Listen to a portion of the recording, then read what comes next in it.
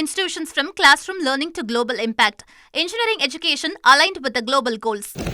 நமது அரசு பொறுப்பு ஏற்பதற்கு முன் டெண்டர்களின் மதிப்பீடுகளில் ஒரு பெரும் பகுதி சில தனிநபர்களுக்கும் சில கட்சிகளுக்கும் சென்றதை முழுமையாக தடுத்து நிறுத்தி ஒப்பற்ற சாதனையை நமது மாண்புமிகு முதலமைச்சர் அவர்கள் செய்திருக்கிறார்.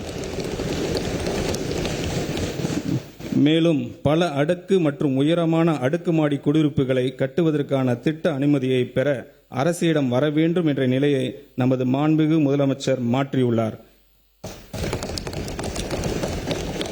இந்த அனுமதியை அதிகரிப்பு பகிர்ந்து அளிப்பின் மூலம் டெலிகேஷன் ஆஃப் பவர்ஸ் சென்னை பெருநகர் வளர்ச்சி குழுமத்தின் நிலையிலேயே பெற்றுக்கொள்ள ஆணையிட்டுள்ளார்.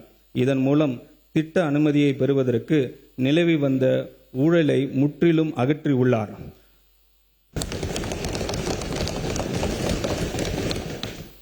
மக்களின் வரி பணத்தில் இருந்து ஒரு பைசா தொடமாட்டோம், தொட விடமாட்டோம், தொட்டால் விடமாட்டோம், இதற்கு முன் தொட்டவர்களையும் விடமாட்டோம் என்பதில் உறுதியாக இருக்கும் நமது மாண்புமிகு முதலமைச்சர் நமது மாண்புமிகு முதலமைச்சரை கண்டாலே, அவரின் பெயரை கேட்டாலே ஊழல்வாதிகள் அஞ்சி நடுங்கி ஓடி ஒழிவதை நாம் நிரந்தரம் பார்த்து கொண்டுதான் இருக்கிறோம்.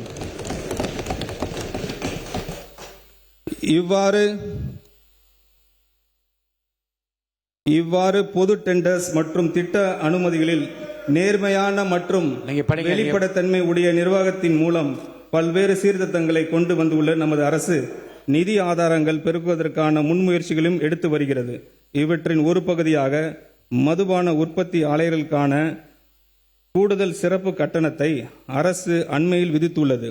இதன் மூலம் அரசுக்கு ஒரு ஆண்டுக்கு 1000 கோடி ரூபாய் வரை வரவு எதிர்பார்க்கப்படுகிறது. அதேபோல் சரக்கு மற்றும் சேவை வரிகளில் நேரடியாக தொடர்புற்ற ஃபேஸ்லெஸ் மதிப்பீடு பதிவுத்துறையில் நேரடி தொடர்பு, ஃபேஸ்லெஸ் பத்திரப்பதிவு, சுரங்க நடவடிக்கைகள் கண்காணிப்பு, முடிவான எண்ட் டு எண்ட் கம்ப்யூட்டரைசேஷன், தகவல் தொழில்நுட்பத்தின் உதவியுடன் பல முன்னெடுப்புகள் அரசு எடுத்து வருகிறது. இதன் மூலம் அரசுக்கு கூடுதலாக கிடைக்கும் வருவாய் ஏறத்தாழ 15,000 கோடி ரூபாய் வரை இருக்கும் என எதிர்பார்க்கப்படுகிறது. இதன் மூலம் பல வெற்றி திட்டங்களை செயல்படுத்த முடியும். பொருளாதார வளர்ச்சியுடன் இணைந்து செல்லக்கூடிய வருவாய் வளர்ச்சி அடையவும், வருவாய் ஆதாரங்களை பெருக்கி சஸ்டைனபிலிட்டியை பராமரிக்கவும், மாநிலத்தின் வரி மற்றும் வரி அல்லாத வருவாய் அதிகரிப்பதற்கான நடவடிக்கைகள் பரிந்துரை செய்வதற்காக ஒன்றிய திட்ட ஆணையத்தின் முன்னாள் துணைத் தலைவர் திரு மான்டெக் சிங் அல்வாலியா அவர்களின் தலைமையில் 5 உறுப்பினர்களை கொண்ட வருவாய் மேம்பாட்டு குழு ரெவென்யூ ஆகுமெண்டேஷன் கமிட்டி அரசு அண்மையில் அமைத்துள்ளது.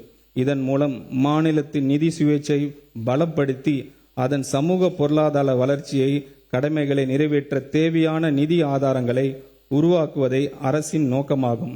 Saram institutions from classroom learning to global impact. Engineering education aligned with the global goals.